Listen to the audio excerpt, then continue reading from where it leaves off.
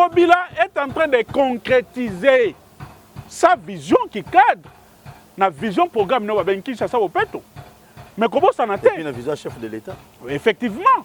Parce que le gouverneur va sala makamu par rapport à la vision oyo mokonzi ya mboka zo sala.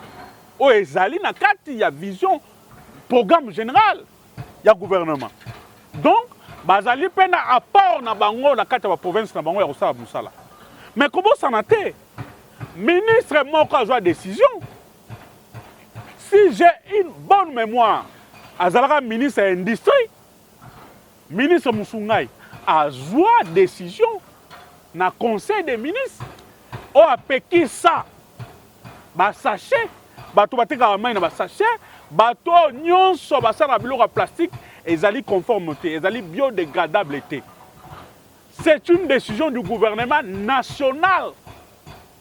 Après ça bato moratoire. Moratoire wana esalaka 6 mois ou 9 mois. Ailleurs pour sango lisusu pour bato bazaki na entreprise balelaki ba changer musala, ba changer ma machine na bango, ba yoka Ngobila okoka toti. Gentini Ngobila akokoka. Parce que c'est un homme compétent, c'est un gouverneur visionnaire. C'est le moment. Ndenga koki na zandu akokoka pe na mo ba sachet parce que na ville à Kinshasa pour tout soit en plein 21e siècle. Il faut des décisions impopulaires pour que Kinshasa est bon. Pour que Kinshasa bo peto, o ezali vision programme ya gouverneur compétent. Ba pavillon on a déjà la kisibiso. So ki moule bandi et comme on ninga. Donc bino lingaki moule makasi e beta, nenga bato akufi na ngaba, nenga bato akufi na kisenso, na zandwa wa bato bafani na ba pavillon. Moule beti et quoi il bango après voilà non Ngobila ça de l'autre côté yango tolobaka mieux vaut prévenir que guérir. Sur le plan sécuritaire yo monde explication parce que sokuna zambe komaki bastion ya liboso ya ba criminel na ba kuluna c'est ba kuluna ba opéra ka ba commune belé balala ngande na zambe. Donc au moins bato ba otonga to asuri que non baza déjà. Mais bazalia au monde qui ba on abilité. Bazalia. OK. Les lopères toye to monde qui bazalia déjà on les a groupés ba kendaki ba yaki déjà ko sala ba bazo de ba disposition na bango ba ko installer ba biloko na bango tout ça ba na misala. Na Congo to telema to lobela mboka eh. Wele to suwa ko bimisa na poisa. Ah! Ba député to votaki bazo salarié. Bazo salarié, to tele la funa, bazo salarié, bazo salarié. Kongo to lega na mwamba, bazo salarié, to tele lukunga, bazo salarié, na baboko pila bibembe, bazo salarié, to tonga na changu, bazo salarié, bazo salarié, ala kola ni molili, bazo salarié.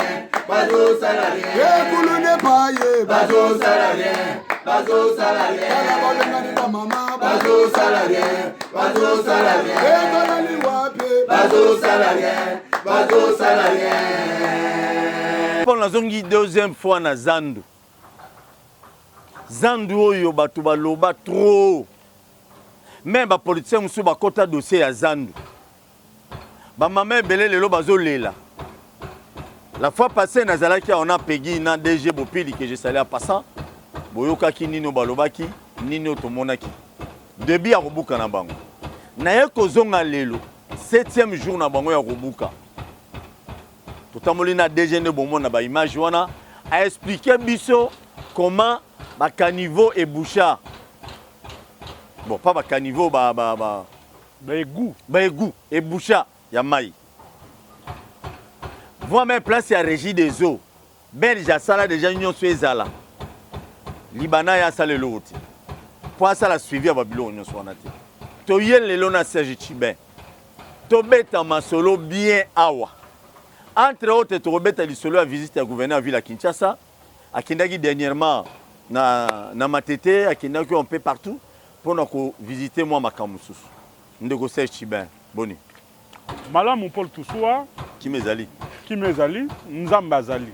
Na bomoi. nzambe abomoyi oyo apesaka biso paiement parce que paiement oyo eza luxe ebele oyo baza na kati ya morgue ebele basali baaccident mais Dieu nous fait la grâce totelema bopo tolobela bakinois parce que biso tozwaki charge ya kopesa bakinois la bonne information. La bonne information, il faut okita sur terrain. Yango moni lelo lundi mais tolati ba costume te tolati ba chaussure te tolati neti toza week-end pour que tout soit nangai. Tokita tomona effectivement kimona meso. Qu'est-ce qui se fait sur terrain?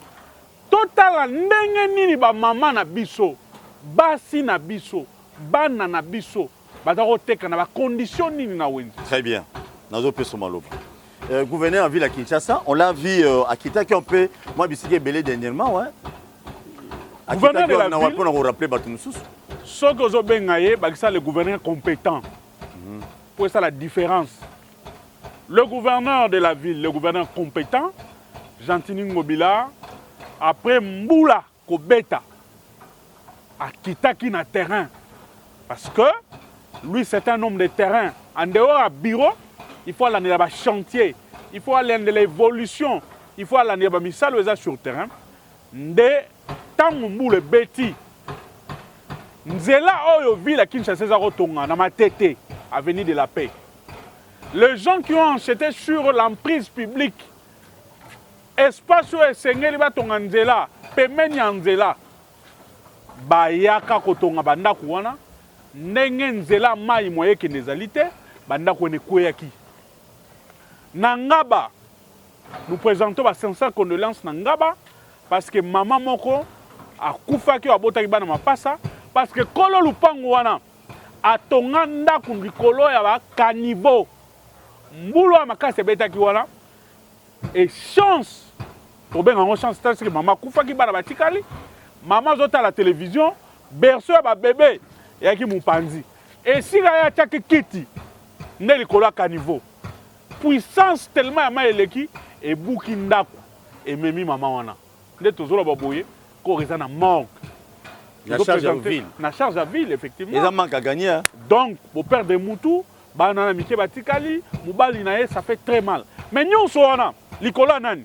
Likola moutou qui na osoma ndako bisomba somba. Bitonga tonga. Bitonga tonga. Beta biloko. Na soma ndako. Mais lolo, est-ce que yoko zong c'est la locataire wana? Moi si. Pour yoko na osoma ndako na cop. Na ba conservateur ba titre immobilier, na ba urbanisme habitat. Mais lolo, tant qu'on a une sensibilisation, une conscience, pour tout soit la conséquence. Et tout ça la passe. Moi, si jeune dame qui a de l'avenir, de l'espoir, à Koufi Lukolanini, construction anarchique. Lukolanini, conservateur à titre immobilier. Oh, bazoteka biteka teka. Très bien, mais on a vu. On a vu encore. Et puis, et l'autre Motouya, gouverneur a Kenaki entre Ngaba na Lemba. Paul Toussoua. Donc bato batonga banaku na li ya rivière. Donc moni mai wana na ndako esika 1 mètre exact. Donc mai wana soka mbule bete matima muke côté de bandako wana. Gouverneur de la ville, le gouverneur compétent joue qui décision. Décision ya liboso. Bato nyonso batonga na emprise publique. O nyonso batonga bisika esengeli kotonga te bakobuka. Très bien. Bato batonga na bisika oyo esekala kotonga mais du fait ya Nzela ya nini et tout ça le gouverneur a mis une commission sur pied batala boni s'il faut faire une expropriation s'il faut nengeni bazong se batona mambongo pour ville zo bisika on batonga Nzela batonga caniveau pour que mai ekende parce que mai bakangela ngo Nzela te. Très bien, zo loko. On a vu le gouverneur la fois passée. Na habité ce qui a au na vidéo mozo ce qui na réseaux sociaux mais gouverneur à lobby d'ici là bazo bano kanga batu nyonso bazo teka ba opi o ba sala ba mai sinon te ba même on a parqué kimbuta bandanga makambona Jatini Ngobila koko Paul Toussoua beta biloko Ngobila est un homme déterminé. Ngobila c'est un homme qui a vision. Ngobila c'est un homme quand il se donne une vision il cherche toujours le moyen pour le concrétiser. Paul Toussoua, toi la Zandu. Quelque part, dans Simabisoa, la maison Hassan dans Zalaka. Le tout-puissant Hassan, oh, il y a un Ngobila. Ma conviction, nous sommes à l'école là, baza na poste na ngai okita omata zando ekotongama te lelo asani fo bazongisa na actions intensives bamaison na nyonso ebukani lelo bainvestisseur oyo bayaki bafrançais bagane marché yango nazoloba bazotonga zanu. C'est pour te dire que quand na bundisaki ngobila les hommes politiques oyo balingaka bacongolais te bacongolais batika na salité babundisaki ngobila mais lelo ngobila alongi parce qu'il était dans les droits ndenge moko likambo basache ngobila est en train de concrétiser sa vision qui cadre na vision programme na babenki ça bopeto. Mais comment ça n'a été? Une vision chef de l'État. Effectivement, parce que le gouverneur bako sala makambu par rapport à vision oyo mukonzi mboka zo sala. O ezali na kati ya vision programme général ya gouvernement. Donc bazali pena apport na bango na kati ya province na bango ya kosala musala. Mais comment ça n'a été? Ministre moko a décision. Si j'ai une bonne mémoire, azalaka ministre de l'industrie, ministre Musungai, a joué décision na conseil des ministres. O apeki ça, ba sachet, bato batika ba main na ba sachet, bato nyonso basala biloko plastique, ezali conformité, ezali biodégradable été. C'est une décision du gouvernement national. Après ça, bato moratoire. Moratoire wana esalaka 6 mois ou 9 mois. Ailleurs pour sango lisusu po bato bazaki na entreprise balelaki ba changer musala, ba changer ma machine na bango, ba yoka ngobila okoka toti. Gentini ngobila akokoka. Parce que c'est un homme compétent, c'est un gouverneur visionnaire. C'est le moment. Nenga koki na zandu akokoka pe na ba sachet parce que na ville à Kinshasa Paul Toussoua en plein 21e siècle. Il faut des décisions impopulaires pour que Kinshasa ait bon. Pour que Kinshasa bopeto, une vision programme, il y a gouverneur compétent. Et on a une union sur Landa Bisso, tous en Zandu. Plateau on a lelo, na déplaçant on a 4 il y a grand marché et c'est quand même besoin on va faire visiter Bisso et pas il numéro 1 il y a Zandu Bopili à l'Axi Bisso comment est un Zandu. Babylone au moni banje zo bukawana. Moment ya mbula ba mama na biso bando kima po muso bano bina déjà ata bato bazo loba o zando za passe ndeko na ngai maki bali yango na posote il faut pas passer longo kaka lelo maki yango za nini ya zando ngobila lobi na autorisation pe na bénédiction chef de l'état lobi il faut pas passer la maki wana to sala ni portolier ndeko na ngai Serge Chibin on a visité ensemble avec vous to moni seka ba bâtiment ya ndeko wana Libanais zalaki. On a vu.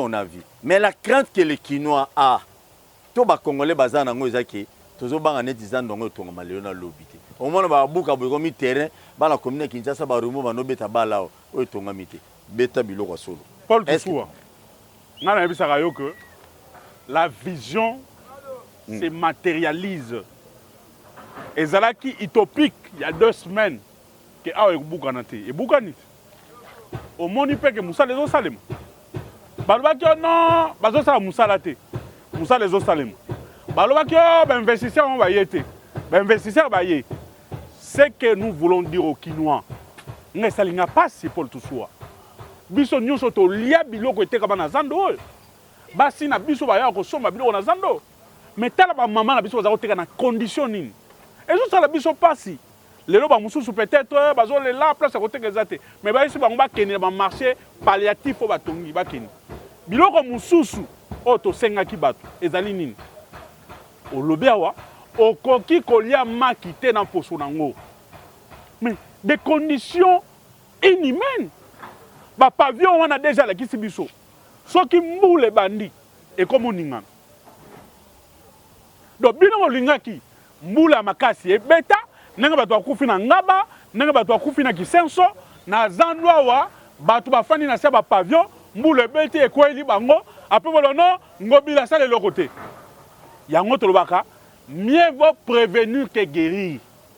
Biso to botamina ba maman toza na souci ba maman bateka la zando bateka bisika malamu bateka na ba condition ya malamu et surtout que la première ville ya Congo Paul Toussoua, oh ta Kikwit, outa kenge outa na yebite manono soko yé na Kinshasa il faut que t'azande il faut que t'azande sa référence et sa référence mais ce que muta outa manono aye na zando o ya Kinshasa aye akuta na condition a baye azo baye azo mona kutu zano mo kumsanga azo mona valeur na ngote mais une année après ou une année et demie après mutu so outi kenge aye awa isika ngai donc to ça l'émission abina kena zanu je ne pense pas qu'il va se retrouver et puis il faut changer aspect à ville mutazo ya zando propre à Soukoli sur le plan sécuritaire yo moni explication parce que kuna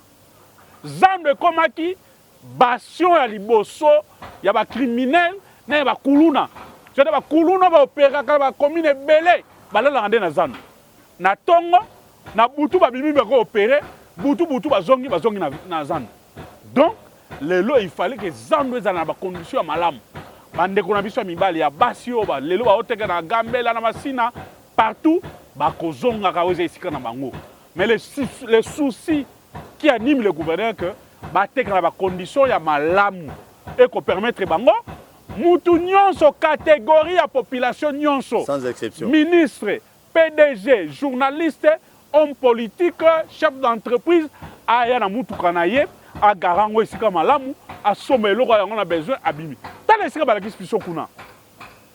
Hassan yoza mo kangami. Hassan a tongi ba bâtiment.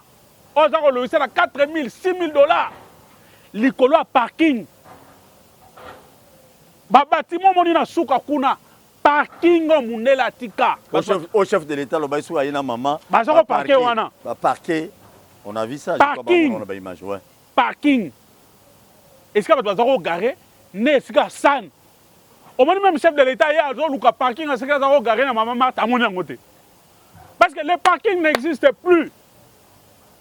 Le parking n'existe plus. Parking est sika nani à San le tout puissant San. Atongaka magasin na ye. Ba faux sceptique zando tamoliawa faux sceptique ezate toilette ezate bona nini Hassan avait loti a tongi ba magasin na yona likolo ba faux sceptique et ce qui est plus grave au moni distribution à maille na kata zando Paul Tousoua bloqué c'est lui qui a fait 15 ans en tant que gestionnaire ya zando a laissé les Congolaises et Congolais na condition na mai na zando de la raté alors que le Belge alors que c'est lui qui avait construit zando a tikaka mai courant au monde il va la sont d'accord courant Paul Tousoua c'est regrettable le monsieur Hassan doit être arrêté mais ça reste à vérifier ce qui est au Kangamanto parce que non jusque-là depuis chef de l'État on ne sait pas il faut à dossier sur le parce que ce n'est pas normal c'est pas normal Paul Tousoua ce qui est encore plus grave Beta biloko. Tala sika ba maman bateki la biso mbisi. Koto abombe la biso mbisi amai. Yo liaka maboke. Yo Paul Tousoua. Olingi liboke ya pilipili na mungwa. Tala mbisi. Est-ce que bazako bomangu? Ya place mo. Biso lelo ba maladi muso to bela na cité. Il a ma maladie ya mbisi to lia bo na condition na. Bazo garder dans ma condition ya salité ya bosoto. Mais ba maman ba ki na sote. Moto, il fallait que ça zando, Hassan. Alors, c'est pour occuper de loyer à 4 000, 5 000 $. Et si quand, il y a un souci, il y a un maman, il y a un pavillon, il y a un missi, et ça va être il y a exalité 15 ans durant. Ça, c'est le côté. Très bien. Maintenant, j'entends il y a un mécanicien Sika, mécanicien Boignan. On a vu le ils ont visité chantier, chantier, il y a grand marché, visité après non. Visite dans le qui baillé ou bien visite dans le pour permettre qu'ils vont travailler. Et c'est ça le grand problème. Tout soit pas visite d'inspection. Baillé ko salanine. Parce que biso to pesa bango espace. Bango bazana tina biloko ote. Voilà pourquoi le gouvernement compétent a mis à la disposition Yabatouana, matériel ya DG, na biloko nyonso DG azali une équipe na ye, ba évacuer. construction anarchique ya san évacuer pavillon elembi depuis 1960 depuis 1960 pavillon elembi esengi abandon donc pavillon ezalaka ozalaka mbula ya makasi ndako asani mpe atongai mpe na bacondition na bacondition te yango wana omoni ozomona donc pavillon ya 1960 elemaki nango tomona yango kaka makasi nde etelema ezali neti ndaku fondation esi esila très bien toza kozelaka so mbula makasi ebeti oyokaka pa 1000 personnes 2000 personnes bakufi na zandu ekomi susu deuil national merci donc ezali mpasi na mawa une fois les travaux ont déjà évolué à plus de 70% etikali kaka bamachine wana mosusu okoya lobi semaine oyo tobandi yango po évacuer espace babiloko nyonso ya salite awa terrain tikala vide bamindele wana baya kobanda mosala na bango donc au moins bato bakotonga toasuri ke no baza déjà mais bazali awa omonaki bango na bilili bazali awa ok lelo mpe ere toye tomonaki bazalaki awa déjà on les a groupés bakendaki bayaki déjà kosala bazwa de badisposition na bango babanda koinstalle babiloko na bango tout ça babanda misala très bien biso toye mwa retard ils étaient déjà partis wana eza entreprise ya solo to eza entreprise oyoka bafrançais mo bavandaka na kingabwa ya france nde bakei kolokota bango eza entreprise mo reconi nayebisaki oke ngobela aza mutu ye soki apesi parole akokisaka yango très bien liboso ezalaki ke yo suka nanu wana nalobe nayanona te suka wana soki entreprise wana oyo ya bafrançais wana eza entreprise ya solo to eza entreprise ya pata punya nde tomoni bachinois atongeli biso banzela ebelebele mabulu komo obukanaka lelo toyebaka deja beta biloko ya suka paul tusuwa chiben serge entreprise wana eza entreprise ya solo eza entreprise ya lokuta te oyokaki badongolo misu oyokaki bato balingi gentili ngobila te babandaki déjà surtout député wana lingwala oh non bakopesa bedasu oh bakopesaki ngani marché ngobila azobunda parce que nani boye songolo pakala azwa marché na suka lelo omoni ke eza nango abedasu te omoni ke eza nango soki mutu nini te bakombo nyonso ye apesaki akanisaki ke nani apesaki député na député provincial lingwala azosala acharnement sur gouverneur oh non zandu wana ngobila azobunda po apesa abedasu po apesa boye nyonso wanaki diabolisation ezalaki intoxication alingi abebisa honneur ya gouverneur epa bakinois epa bavendeur bavendeuse lelo omoni awa marché bapesi bafrançais nde bazotonga zandu ngai nayebi so paul tusuwa soki zandu esili ngai inde ntina komini ya lingwala nakozwa député provincial wana nakoya na ye zandu ozu baofungola ngai nakozala député provincial wana asani aya komona mais non aoya automatiquement parce que azani député provincial non na motema mabe aolinga oya te très bien ngai nakozwa député provincial jour ya inauguration ya zandu ngai nakozala awa tokosenga na bino bato ya ville na gouverneur ya ville ya Kinshasa oyo azali premier citoyen kinois main d'œuvre tona besoin ezala local même bandeko na biso baleki na biso tobengaka bashege pourquoi pas kozwa bango basala main d'œuvre awa na chantier oyo bino bomona bolingaka bokozwa bato soki ya wapi chômage mpe ekosila c'est une façon mpe ya koencadre mpe baleki wana bashege même na bandeko ebele bachantier mpenza nyonso ya ville il faut soki bosesa mosala na masina main d'œuvre monsieur le gouverneur avec beaucoup de respect bana masina matakumu nde boobanda kala te bana masina main d'œuvre ingénieur ozoba bango na retard gouverneur esi alobaki yango soki omoni même entreprise ozoganye marché eza baentreprise locale elengesa adi construction mwana mboka congolais bato wana nyonso bacongolais évidemment vu makambo eza osama na veni mombele le gouverneur a décidé que soki société congolaise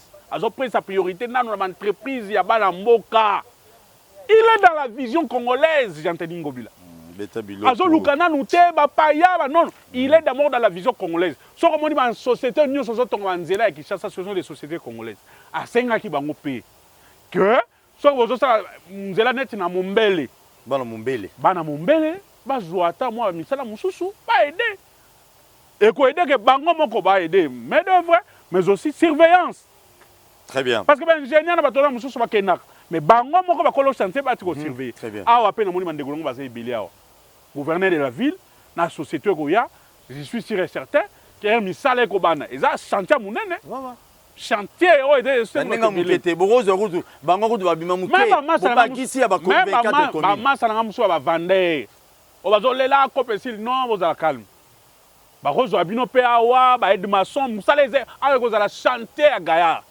bazofutama en attendant zando kosila ozongeli kopi na yo. Très bien, merci beaucoup. So ozalaki na bijou soki ozalaki na nini ozongoli yango parce que eza cop. Tosengi c'est quand même une bonne chose. Bande on a besoin de benga ceux qui ba fazel, ceux qui ba nan tout ça, ce sont de jeunes gens na ko benga ba baza ba gardien ya grand marché. Ba gardien du temple. Et puis ba vérité nyonso. Nazo bi sabana mai. Lisu. Ne ba na chango baza réveiller. Demain aussi ba ngompe na zando. Ba masara ngai, ba vie na ngai ba shegi. O ba shegi kuti ba kuluna. Il faut faire une différence. Shegi na kuluna différence ezali. Bino bato zo kataka bato maboko. Gentini ngobela lobi ya kolemba bino te. Comment il bakei? Troisième vague ya kanya makasese. OK. Au moment où bazo kutu menuisier. Menuisier à batou. Ba interpeller ki awa abeta ba mesa na zando et tout ça. OK. Ba mema ki ye. Malele liboso gouv. Abi nazana nga kuluna te. Na ka menuisier. Hein? Benga mikaya. Donc Mika bon mon ami quand elle est là il bosse à gouverner. Allez il bosse à gouverner gouv. Na kuluna te. Na machette te. Na moi na terrain na betande ba mesa ba moi za nouana ngam na betaka ngo. Mais interpeller ki ngai na kati na ke na yo ba entendre ngai pa ba tchenga na lo. Très bien. Merci beaucoup. Mais donc gouverneur le mabinote kanya makasese. Obi ngala ngole fufa masango. Donc masango bukanga no pays. Tolingi masango akanya makasese bino to kata machette force ko kata ba machette wana. Masango bukanga lo déjà. Kata masango na kanya makasese biso tolinga fufa masango tolia totono. Très bien. Na pesi bino nyonso merci. Mika yanga mbango. Na pesi bino nyonso merci mais avant cela vraiment bande comme ça IDPS balobi to soit Paul na Serge Tibin to pesi merci. Pourquoi? Parce que to plaidaki pour na bande ko bazo kengela mausolée à Papa Tshisekedi maison civile et chef de l'État qui nota la bande ya samedi ba promettre bango ba chambre ba condition bien quand même ba to IDPS. Mais Paul Toussoua. Paul Toussoua. Ouais. Et go sala nga pasi. Tu sais que dit Étienne. Ata to partager vision mon a été. Maza quand même avec quand même moninga ya grand-père na ngai. Vincent Mwankiem. Na ko linga te ke bato bazo kengela mozolo na yeba fa na nzala. Ata to zo partager vision mon na bango te. Na ko linga te ke bato bazo kengela nzoto na ye. Balala kanzala. Et vous avez normalité. Et ça normalité. Non, c'était tout à fait normal que tu interpeller bateau acquis des droits. Comme ça va nous dire attaque ngana za muta partir là nous ne partageons pas la même vision, mais c'est quand même et ça normal. Mika babi yo donc yo ngo ke kani makasese. Ngo ke kani makasese. Te posa no mukebo po mikoyo kana. Siko yo bakanga yo na circonstance. Ngana mimize na sala busana. Kandi omoni ba mama ba teka mpanzi mo maître yo ba pesa bango ba teka. Yo ndo betela bango ba mesa. Mesa na bango ngam tuna be. Ba yeba lokoti yo. Colonel abina ngane ya komi. La bulelo kwa colonel a pesa nga bulo na sepe la fa. Na mona boyo yo ba pesa ba tuba beta ba mesa na zambi yo beta mesa lika wakanga. Bakaninga ba mininga tiki pe crime. Na sali 3 semaines. Oh là. Vendredi ba bimisi biso manifestation présentation. Présenté comme Koulou, na kati ba Koulou. Le na lela ki na sena ki gouverneur na leleli général. Basali nga grâce balongoli nga teni na nzoto ba pesi mutu mususu. On se paye quand même na gouverneur na geste wana. C'est téléphone na geste wana sali. Mais tolino opesa na ba Koulou no. Tolino opesa ba Koulou no. Pona ngana golo ba batika te po bakanga bango bakela. Ah, batika te pour l'état so abango. Pour na considérer que ba oyo bazo kenda nde bakuluna ba bakuluna. Bazo ba innocent ba okende te. Na innocent na lela. Très bien. Merci beaucoup na bino nyonso batu. Mais oui. Na ebisi Mika. No mona zo sala. Ba kinotala exemple ya jeune. Mais de vrai sûr, gouverneur la ville à Kinshasa to plaider pour na Mika. Mika. Az analyste ya bato ba rejoindre. Quand ya azala awa azala ta aide maçon pour que na moi mon solo e ba no kozwama ba futaka e ba zebele zo bango ba zebele zo bango. Très bien, merci beaucoup ba no ba zebele Serge Tibin tosili lelo topesi yo merci. Je crois que Noro yo lingolo bani yaraboy Mika merci hein.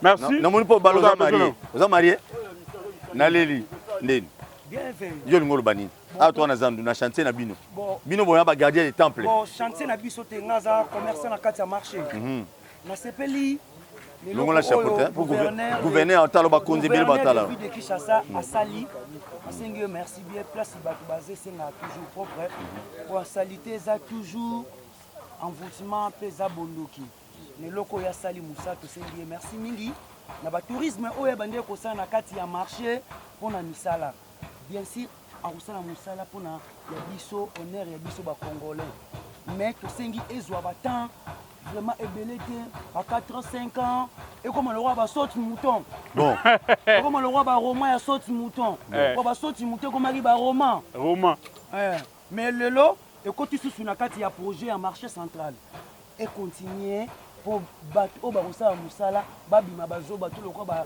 architecte ya sauter mouton ou babima bazoba très bien merci merci na batunyo sur la message le timing cher architecte Okawa timing babi et umela roman architecte kobima zoba to le roi architecte ya sauter mouton ko jouera na ba roman et comme un roman pour bimisa gouverneur mouton ba roman soit disant bon merci merci beaucoup te kudani prochainement merci toi-même moral Fatih Béton Zela nanu yaya Zela Fatih Béton yo kanga nanu yo répondre nga nanu wapi Mika ngana besoin Mika Fatih Béton Fatih Béton toujours boy merci te kudani prochainement Mika yeyo un jeune que je vais soutenir mais d'œuvre liboso yeyo qui te Mika yeyo Mika to yaki poto joyer to moni pe en plein chantier azo sa ba cop na mama banga ba nini azo sa ba nini donc derrière lui il y a aussi des jeunes on peut employer ba faire na Mika batunyo ba na nzambe ba kuluna te ba miyibi te ce sont des maçons et roza ba benga ya ba difficulté familiale peut-être bango yoyo message de komi mokonza ko s'occuper na bino merci to kutani prochainement kitoko na Congo totelema tolobela mboka oyole tosuwa kobimisa na poasa badepute tovotaki bazosala rien tokelela funa bazosala rien Congo toleka na mwamba bazosala rien tokende lukunga bazosala rien na baboko kuna bibembe bazosala rien atozonga na changu bazosala rien